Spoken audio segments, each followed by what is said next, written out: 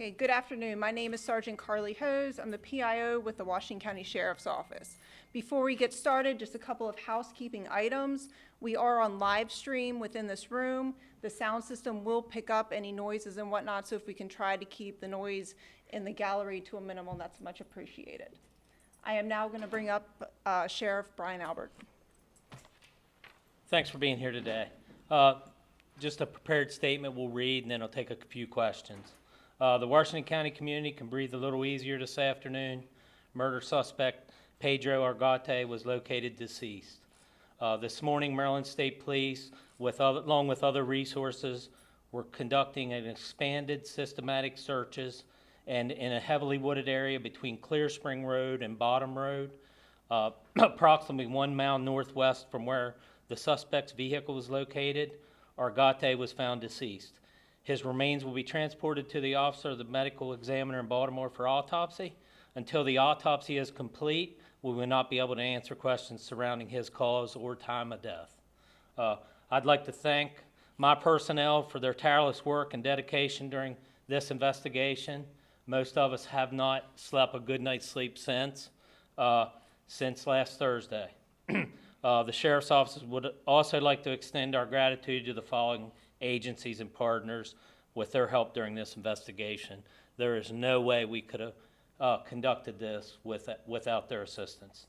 The Maryland State Police, Natural Resource Police, Maryland Transportation Authority Police, Hagerstown Police Department, Frederick County Sheriff's Office, Frederick County Police, Western Maryland Regional Crime Lab, LexisNexis, Homeland Security Investigations, FBI Behavior Analyst Unit, U.S. Marshals Regional Task Force, and Hagerstown City Police.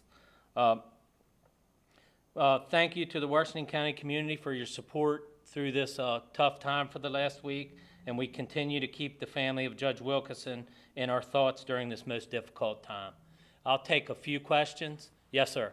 Sheriff, what are your feelings about this? You say the community can breathe a little bit easier. You guys have been heart and soul in this. What are you feeling today? Well, it's relief, but it's still a tragedy that we're dealing with.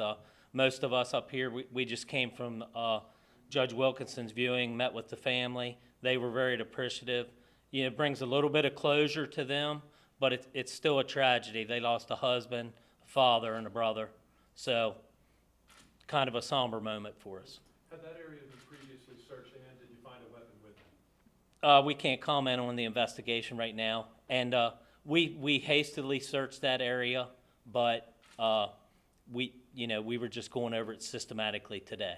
Brian, can you say definitively that the threat and the anxiety should be over for the larger community at this point? It definitely should be lowered. Obviously we have a funeral tomorrow that we have security set up for, and everybody should feel sleep a little bit better tonight. How did you know right away that this guy was involved? Well, as we mentioned, we it's an ongoing investigation. We'll release those details as they come available, but we're pretty sure that obviously we got our guy. Was there a prior threat to the judge by this man? Not to our knowledge. No. What led you back there this morning? Just the area. It's just systematic in search management. The way the Maryland State Police, Natural Resource Police, their whole team, that Maryland Transportation Authority, they have a team that goes in and does evidence search, and we felt that it was time to do that. And our partners offered it up, Maryland State Police, yesterday, and we was more than welcome to take the help. How would we characterize that? Is that like a gridded type search? It can be. There's different ways to do it, but the grid search would be the most knowledgeable to the public.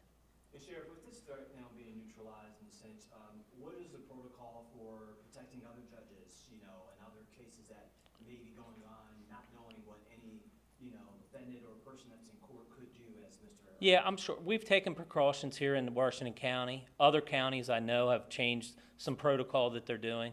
I don't want to speak on how they're doing things, but I'm sure we're going to have discussions in the future on how to protect the judges a little bit better than currently. Sure. What type of protocols are in place right now, though, ahead of whatever you all decide moving forward? On the judges or? Judges. Well, we always have security in the courtroom, so, and then also we've added some security throughout the community for them. I don't really want to go into details how we're doing that, so. And one last question, please. Have you informed the judge's surviving family? Could you characterize their reactions at this time? I think that relieved would be the thing that, explain it as. The family was relieved that, we brought this to a little bit of closure, so. That concludes today's press conference. I want to thank you all for coming out. If we do have additional information that needs to be released, we will do so in the form of a press release. Thank you.